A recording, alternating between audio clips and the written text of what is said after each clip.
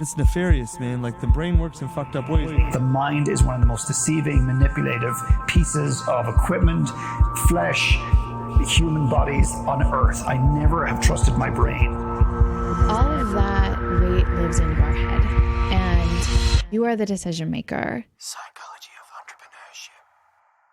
Entrepreneurship. Hi, my name is Ronsley, and for as long as I can remember, I've wanted to take my audience on a journey where they challenge the accepted beliefs or so-called truths. And since I was battling a whole bunch of questions in my mind, I decided to talk with people who had versions of answers that might or would perhaps challenge my own belief systems. These are their stories, starting with Philip McKernan. Philip is like this really interesting being. Like, I've never met someone like Philip McKernan. He's a healer of sorts. I've watched him get to people's trauma. It was just fascinating. I met Philip at an event last year, and we had dinner together, and I decided to go and interview him. My name is Philip McKernan. I'm the founder of One Last Talk. I'm a coach, and I deliver and run retreats all over the world for entrepreneurs and leaders who are seeking clarity about their present and about their future. So I met Philip at this dinner, right? And in my first interaction through conversation, actually, he asked me a few questions that got me really emotional. And I cried at this dinner table with 4 other people at the same table that I had met for the first time. So I went and got his book. It's the only book that's on my bedside table and has been like for months and months. It's called One Last Talk, and it's about this movement. It happens all over the world where people deliver their one last talk. If you had to give one last talk on the planet, what would it be and what would you say? And I remember one of the proudest moments for me as an individual was being able to finish a One Last Talk live event, put the speakers on stage, stand back and look at the speakers in front of 150 people and say, thank you for allowing me to stand on your stage. And I said, ladies and gentlemen, your speakers. They got the applause, they got the standing ovation, and then we shut the event down. Here's what's really interesting for me. Philip, just like me, doesn't really like the limelight or the credit. And that last statement was one such example. Then he said this that kind of explained that feeling I had just a little bit more. So as much as I think One Last Talk is delivering and giving a lot to the world, I also think I've received a tremendous amount, most of which I haven't stopped to really contemplate. I feel like a father who watches his son do something that you hope he will do someday, and you know he can do someday, and you know he has or she has the ability, and then you finally see it when you're least expecting it. And when you see a person awaken to themselves, I think one of the most extraordinary opportunities in the world, and one of the scariest things, is actually to meet and to walk down the street and bump into yourself. And when you see somebody connect with their truth and their story, and to realize they have value far and above any aspect they thought of value, like beyond all of that, it's just magical. It's pure magic. He challenges everything about the stuff you already believe in, and challenges all our challenges all my patterns for sure. Challenges everything that I thought was correct. I've said to people, I dare you to be happy. I fucking dare you to run the risk, to take a chance on yourself, to do something that you've always wanted to do, and run the risk of being happy, because so many of us want to play safe, because we think our mind deceives us into thinking that if you're in control and if you play safe, you will be safe. There is no greater lie that we tell to ourselves, because safety is driven by insecurity, and insecurity is driven by a need to control, and control is a fucking illusion. It does not exist, has not existed, and yet we live in a world that so many people are trying to control themselves, other people, the outcome, and there's this obsessive needing to know. And I always say that this needing to know prevents you from ever truly knowing. For me, growing up, I was trained to think that every moment that I was not doing stuff, that I was not being productive. I just felt like It was always more, more, more. So I kind of wanted to get his perspective on what it was like to be an entrepreneur in today's day and age. Because I just felt guilty every time I was not doing something, and that was just not sustainable. If information was the key, Ronsley, to happiness, success, peace of mind, etc., we would never, ever, ever be happier than now, because we've never had such information, nor have we ever in the history of mankind had such accessibility to information through laptops, iPads, iPhones, whatever it happens to be. But what's happening is we're consuming it at the speed of light. So I meet people, so I've read a book last week and reading another book this week and another book next week. And I go, great, but what slow down, like, what book? I read this book last week, changed my life. Great, how? Oh, it just changed my life. And I hear that, how? And I'm not saying there's no information on books. You've written books, I've written books, I'm going to write more books. But if we just read 3 books, put them on our bookshelf and kept going back to those books and implementing the things that were organically and intuitively aligned to who we are. But a lot of us are consuming books because we're afraid. It's driven by a scarcity that if I don't read the latest, greatest book, I'm going to miss out. And what's happening is, if I can get this right and then I'll stop, is that we're consuming information. The information does not have the time to turn into knowledge because we're too busy reading the next book, consuming the next podcast. And it rarely ever goes down into wisdom and almost never lands in a place called awareness. And it rarely ever goes down into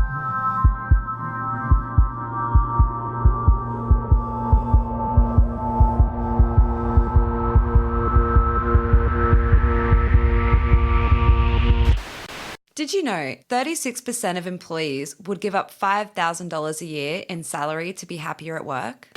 For me, I think what tends to happen is we as business owners, as creatives, get asked for the recipe for success straight off the bat. And what I would love to tell you is that I have all the answers, but I really don't know what is possible for you and for me if I have and we have a little bit more faith and trust in our voice. What if we stayed in that unknown part for a little bit longer? I know that every time I've stayed in that unknown, the creative part of me made my creative side even more creative. I get asked about the most pain-free way to add a podcast to one's business, almost as though a podcast will fix it all. I know the steps, we've performed the steps, we've gotten the results, they are repeatable, but if the ingredients going in aren't considered, then the best recipes are quite useless, aren't they? We usually feel the issue is one thing when it is actually something entirely different. 99.9% of clients that come to me for clarity about X, it's nothing to fucking do with X. It's always to do with Y. X is the byproduct of something deeper. The question that people are asking you, and I'm only speculating because I don't know, how can I be that? How can I be that attractive beacon? How can I get the sandwich? How can I get the look? One of my best friends in Ireland, Jeff, said, "You're the luckiest guy I've ever met." The luckiest guy I've ever met. Just put you in a car, you'll win the race. Do this, put you in a shop with no clothes, someone will hand you a jacket. And it's so interesting that we're asking the wrong questions. So many of us are seeking for truth in the wrong places and we're not asking the right questions because we're afraid to. So if luck has got nothing to do with it, and if I'm asking the wrong questions, why is my brain coming up with these questions in the first place? And why is my brain looking for those answers in the wrong places? The brain is designed to protect us. I tell you right now, I don't get this left-right brain, the front lobe, the cortex. I don't know one iota about that stuff. And I find that if I get drawn into that detailed complexity, it's not who I am. All I can tell you is the mind is one of the most deceiving, manipulative pieces of equipment, flesh, human bodies on earth. I never have trusted my brain. And unfortunately, I did trust my brain way too much and it brought me down all sorts of paths. It creates paranoia, second guessing, everything else. And it's powerful. Don't get me wrong, I'm not arguing its power. And some people say we use 3%, some people say we use 10% of our brain. God love us if we ever figure out a way to use 50% of our brain. We will become mechanical and machine-like, which is already happening in the world. That is who we are becoming. We are becoming machine-like. Official estimates show that 15% of the adult population will experience depression at some point in their lifetime. Before Kelly popped in with that depressing stat about depression, I remembered having conversations on my first podcast about connection and connecting over food. There's a study done by Monash University here in Australia that says that there's 0 occurrences of adolescent depression if the family eats together at least once a week. The power of connection is one that we are not paying attention to. The disconnection is making us machine-like. I've been asked about scaling my business very often from other entrepreneurial friends. And to be honest, I live on the dichotomy of whether to scale or not my business. But like scaling, the world faces bigger challenges, I suppose, like global warming. Right? And the catastrophe that the greatest challenge the world is facing today is not global warming. It is not mass population that might lead to starvation. It is not Donald Trump. It is not those things. It's the fact that we are becoming so disconnected and we're forgetting how to feel, and society doesn't reward us with emotion. It rewards us based on intellect and what is perceived as to be successful. And a lot of us are focusing and obsessing about living in the now. I don't want to fucking live in the now if my now is shit. I have no interest in living in the now if my now is shit. Or the rest of us are forward focused. My work and what I believe is if you want to understand who you are at the core, intellectually and emotionally, there's only one place to go, and that is into your past. That is the place that holds every key to who you are and who you're going to be, whether you like it or not. Psychology of Entrepreneurship. Not sure about you, but in Australia, being busy is seen as a badge of being successful somehow. I actually find that if I'm busy, I have no idea what's going on and I'm running around like a headless chicken. I found that every time I was busy, that if I just took a break, I came back and everything was almost better. Nothing had changed, but I think the perspective almost made it better. So how do I consolidate that? I feel like I should be taking a break, but every time I do, I feel guilty. The battle inside my head drives me mental sometimes. So, Philip, you know what? I've just realized that I've kept myself busy going from one project to the next. Thoughts? And anyone who's super busy, anyone who's filling their lives, every inch of their lives is running from something. All I'm asking you to do is to consider stopping and turning about. Because you will not be able to outrun that. It will eventually catch up with you, and it will manifest itself physically, mentally, or emotionally, and it will come out.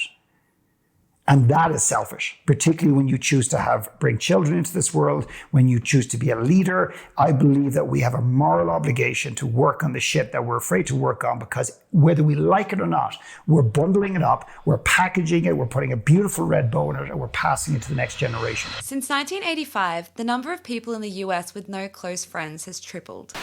So, for a lot of reasons, we feel like we are alone. I've heard Jason Gaynard say this on his podcast about how most people feel alone even when they are in a marriage. Why do we feel alone in those positions even though we have people around us? Like for me as an example, I have team, I have a great partner. Why is it that initially I would feel like this whole thing was my own journey and was just my cross to bear, so to speak? Let me be very honest here. There are still times that I feel alone, but perhaps they happen less and less often these days because I think I'm starting to like myself just a little bit more than I used to. We don't like ourselves. So many of us don't like ourselves. We're afraid of how humanity will judge us, but humanity will never judge us the way we judge ourselves. So we spend so much time and energy looking good on the outside, pretending we're happy on Facebook every single day. And very few of us are willing to actually look at the greatest bully that we'll ever meet, that meets us in the fucking mirror every single morning of our lives. And if we can deal with that one thing, if we could just deal with that one bully, everything else will look after itself. Because I believe to my core that we give ourselves what we feel we deserve. And when you wake up in the morning, you've got the greatest vision board on earth. And you look at that and you stare at that and you tell yourself you deserve it. And you use mantras to try and bullshit your brain that you're going to achieve this. Leaving aside the challenge that most people create goals and want to achieve things that are not belong to themselves. That's a whole other conversation. But leaving that aside, you tell yourself you want something, money, a yacht, a relationship, love, sex, whatever it happens to be. But every step you take out of that bed into the universe, into the world, you're seeking to validate how you feel about yourself.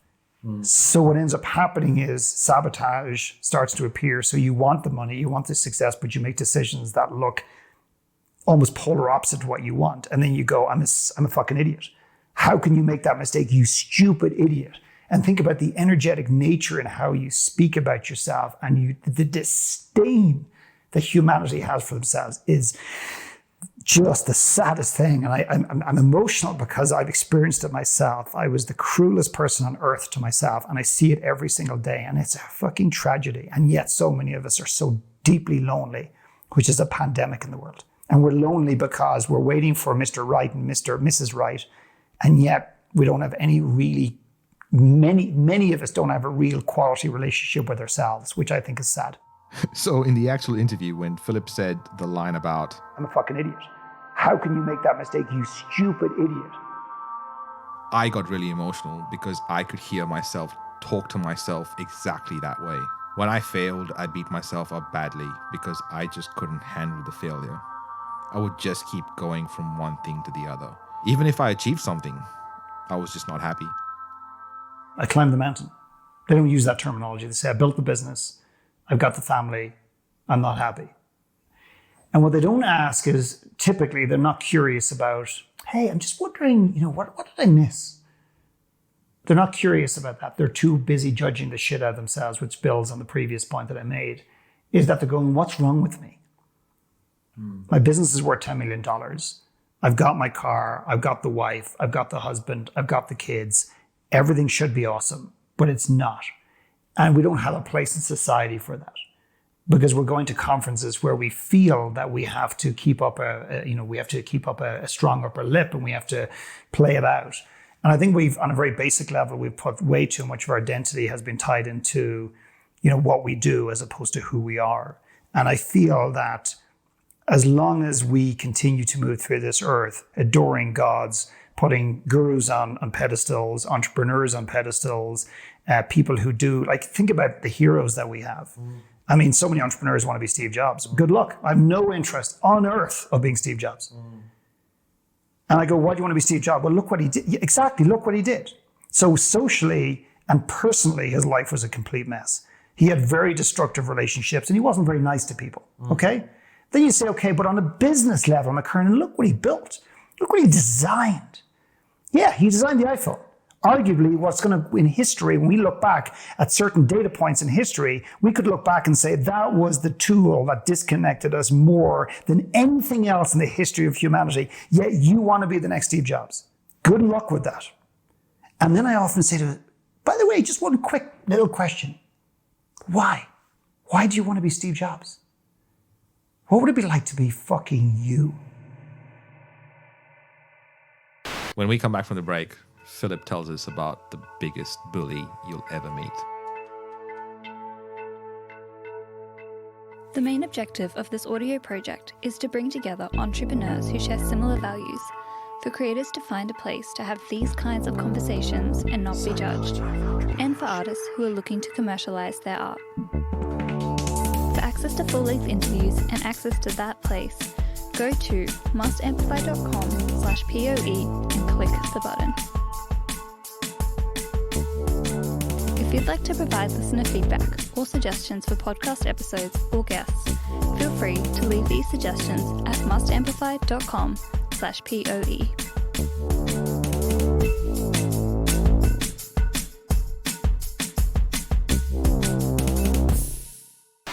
Research from 2011 suggests that approximately 70% of people will experience at least one episode of imposter syndrome in their lives. I read this on a Facebook post recently. In a society that makes you conform to all sorts of structures, standing out and being yourself is a rebellious act. There has never been a better time for you to be yourself.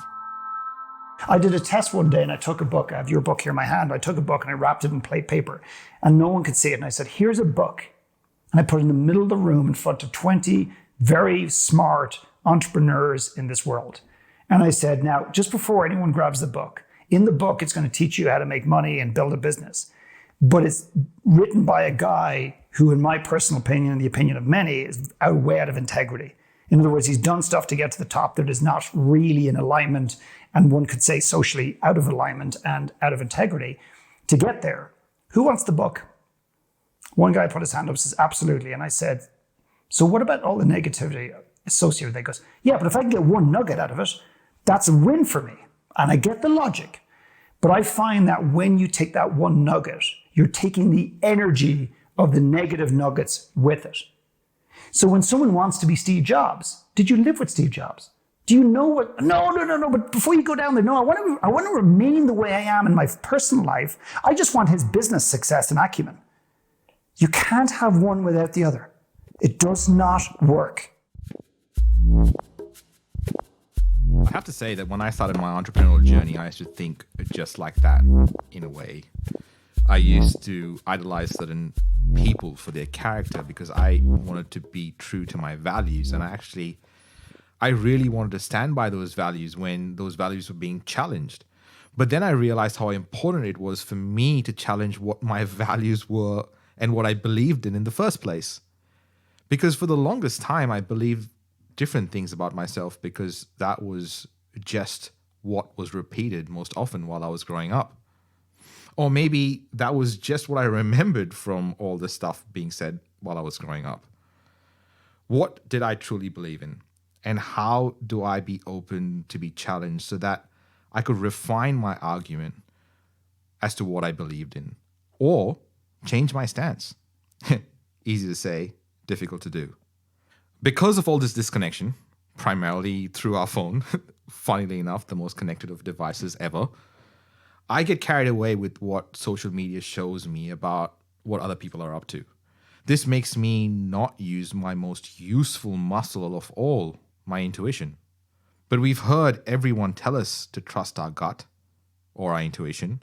This is Stanislav Petrov, born September 7th, 1939, and passed on the 19th of May, 2017. Want to know how he single-handedly saved the world from nuclear war? Stanislav Petrov is the Russian who is now an older man and is now being credited for preventing a world war. And yet, if this ever goes published, this particular piece of this interview, most people will never know who he is. Mm-hmm. He was sitting at the most sophisticated piece of technology on Earth that was designed as an early detection unit for missiles, warheads coming primarily from the United States. This was, I believe, the early 80s when tensions between Russia and America were pretty high. Don't quote me on that, but I think it was the early 80s. And at some hour in the morning, the lights go off, there's a nuke, and it's on its way to Russia. Followed in 4 or 5 minutes by at least 3 or 4 other nukes, and they're heading for Russia. His remit and his job description, his instructions, his orders, crystal clear. When he detects this, he makes one phone call to whatever general, validates that the machine is correct, and then they choose whether they're going to retaliate before the missiles actually hit and wipe them out. And he didn't make the phone call.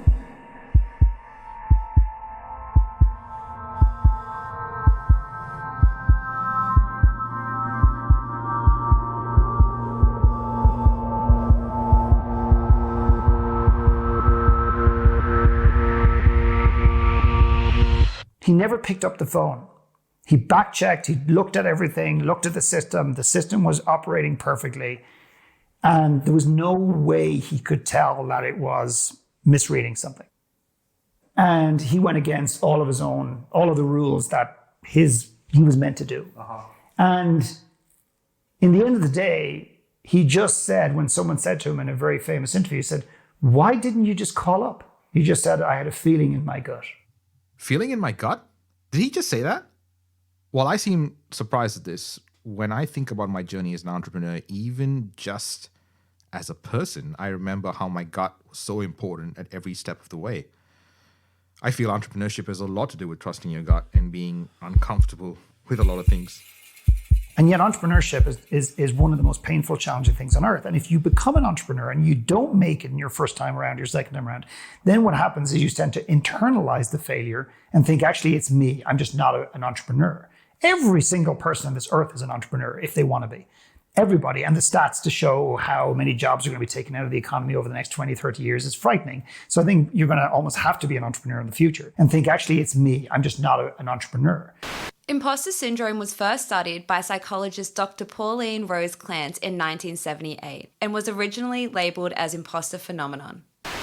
My whole pursuit on interviewing these amazing people, whether they were jet fighter pilots or athletes or singers or entrepreneurs, was finding out why we believe that we're not good enough, why we sell ourselves short on the things that we've done. And while I interviewed all these people, my main focus was, and it still is, to create an audio documentary on imposter syndrome from a perspective of exploring it from all the different angles. So I almost always asked these experts this one question: what really is imposter syndrome? I think imposter syndrome is driven by the fact that we're doing stuff that we shouldn't be doing. We're doing stuff that is out of alignment, and we are an imposter. We're imposing on ourselves. We're cheating on ourselves. We're doing work that we're not meant to do. No one will ever find out fully who they are. So I'm just picking this up, and I'm not trying to expose what you said. I'm just trying to be cautious with the terminology of when someone finds out who they are. It's almost like an awakening. It's like I know you're not suggesting that one morning they wake up and it's all 100%, but I think that's the challenge, is that we feel that, like somebody said to me in a podcast recently, how did you become so authentic? And I said, you're making an assumption I am. And they were totally thrown off. And they go, you mean you're not? And I said, I'm more authentic than I used to be, but I'm not even close to where I could be. And we have to assume every day that we don't have the awareness that we do, that we're not as authentic as we think we are, that we're not even as close as the essence of who we are showing up every day than we can be. So I'm concerned about just saying that when someone finds out who they are, what I would like to consider is when they begin to understand who they are. Because what I see is we want to go from the riverbank on this side to the riverbank on the other side, which is the greatest expression of who we are, and everything around us emulates from the essence of who we are, and now that our newfound truth. That is a leap too far. It is not possible. Intellectually, yes. Emotionally, no. What I'm suggesting is begin to uncover who you are and take the first stepping stone. Take the second stepping stone. Take the third stepping stone. And who knows? You may arrive in that bank one day. You may not. But I can tell you one thing, you'll be a hell of a lot closer. When I heard Philip say, I think imposter syndrome is driven by the fact that we're doing stuff that we shouldn't be doing. it made me really, really uncomfortable. Everything in me made me ask myself the question, am I doing what I shouldn't be doing? That made me go down a rabbit hole of why, in an age of disconnection, the imposter inside us is alive and well. Coming up on the Psychology of Entrepreneurship. So my name is Dr. Sherry Walling, and I am a clinical psychologist, but I work in the world of entrepreneur mental health. Great science also has an element of art because it's great thinking. And great thinking is creative. It's a different way of problem solving. It's hard for me to take seriously anybody who's like, oh yeah, I feel very nonchalant about my company, or very objective. It's like, no, you probably don't. I mean, you could be exceptional, but probably not.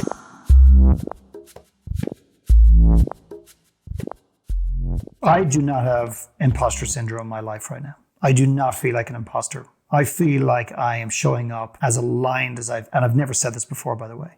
And I'm sitting here and I go back to the comment I said, the last thing on earth I could be or should be doing is what I'm doing now. I'm relating that to when I was 14 years old, sitting in a classroom, dyslexic and feeling like a piece of shit and hating who I was, hating the essence of who I was. I spent the next 20 years or so trying to be anything but Philip McKernan. And now I'm going to spend the rest of my life being nothing other than Philip McKernan. Whatever the fuck that even means, I still don't fully know. And showing up unapologetically everywhere. And I'm not talking about using F-bombs and hitting the bullshit button and just being rude and tackling people. That's easy. That's not authenticity. And the more I am myself, with my wife, with my children, and with my clients, the more success I'm getting, the more peace of mind I'm getting. I do not have imposter syndrome in my life right now. I interviewed Philip because of all his work with international teams. He has worked with the Canadian Olympic team, the Pentagon, and has shared the stage with speakers such as the Dalai Lama and Richard Branson. He is an inspirational speaker, writer, and filmmaker. Philip is the founder of the One Last Talk movement, author of Dead Man Walking, Rich on Paper, Poor in Life, and One Last Talk. He has built an orphanage in Peru and traveled to over 80 countries. This was one of the most insightful conversations I've had. apart from challenging and confronting my own beliefs in many ways, it made me think about stuff that I was not doing that I should have. I can't even wait for you to listen to the second interview, because I then spent 2 days with Philip and interviewed him again after those 2 days. And it was a very different conversation. I'm pretty sure I cried as well. You will see a trend here. Well, the next episodes in this series, we're going to explore basically what it's like to be in the mind of performers, artists, creatives, entrepreneurs, athletes. Why certain people like jet fighter pilots, for example, don't have imposter syndrome when they're up in the air, because in that scenario, it's like a question of life or death. Psychology of Entrepreneurship. Hey, this is Jake here, the sound designer and audio engineer behind this episode of Psychology of Entrepreneurship. I'm a part of the team that's helped this production come alive. That team is Must Amplify. We are not only an extraordinary team, but we have an amazing studio where creative ideas come into action. So if you're interested in what we're all about, head over to mustamplify.com. This is a Must Amplify production. Special thanks to every guest expert that has appeared on the show. Editing and sound design by Jake Ellison. Fact voiceover by Kaylee Bunnyman. Guest research and content by Claire Gould. Project managed by Shannon Morrison. Produced and hosted by me, Ronsley Vaz. For more episodes and where to listen, go to mustamplify.com/POE. You still listening? Thanks for sticking around. Here's a little gift for you. Ladies and gentlemen, this is take 2. In case it's not on the record, Jake fucked up. Did I say that right? Yeah, I think so, Bunnyman. Yeah, Bunnyman. We're just gassed. Yeah, I was like, at the end of it. I thought I said it wrong, and I was like,